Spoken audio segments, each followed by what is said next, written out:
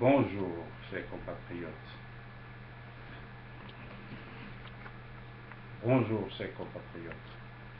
C'est avec plaisir que je viens à vous aujourd'hui pour un peu faire le point de la situation que nous traversons dans nos pays. C'est vrai que je n'ai pas l'habitude de faire des vidéos. C'est vrai aussi que nous traversons une période d'incertitude qui appelle les responsables politiques à voir un peu ce qui se passe dans notre pays, dans notre continent et en même temps dans le monde. C'est vrai que nous faisons partie d'une chaîne humaine, nous faisons partie aussi d'une communauté où il faut faire très attention. En ce moment, nous voyons des guerres un peu par-ci, par-là.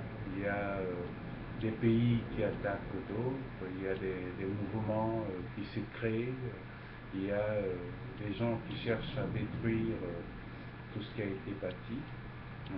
Et nous nous demandons si vraiment ce qui a été bâti, c'était dans le but, n'est-ce pas, d'améliorer la vie du plus grand nombre. Par exemple, au Cameroun, où nous avons aujourd'hui des mouvements islamophobes, islamistes ou djihadistes, ce sont des gens qui veulent détruire, n'est-ce pas, l'unité du Cameroun et remplacer le Cameroun par un califat islamique qui partirait de toute l'Afrique de l'Ouest, c'est-à-dire en dessous du Sahara, pour ceux qui connaissent l'histoire de l'Afrique. Est-ce que nous laisserons, est-ce que nous allons nous laisser faire? Je pense que non. La réponse, c'est l'Union africaine. La réponse, c'est l'Afrique. À toutes ces questions, c'est l'Afrique. Même si demain nous voulons, n'est-ce pas, compter dans le concert des nations, il est important que nous réalisons d'abord notre unité. Et notre unité est loin d'être, parce que de toutes les façons, aujourd'hui, nous avons au pouvoir des gens qui se disent, qui font de la réelle politique. La réelle politique pour nous qui signifie la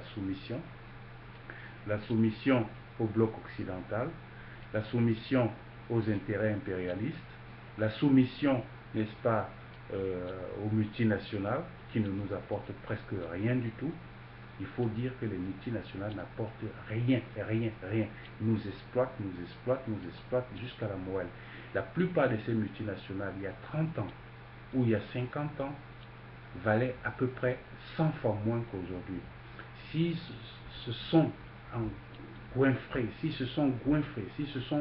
s'ils ont grossi énormément de façon démesurée, c'est parce qu'ils nous exploitent de manière sauvage et hontée, avec la complicité des responsables politiques qui ont décidé de faire de la réelle politique.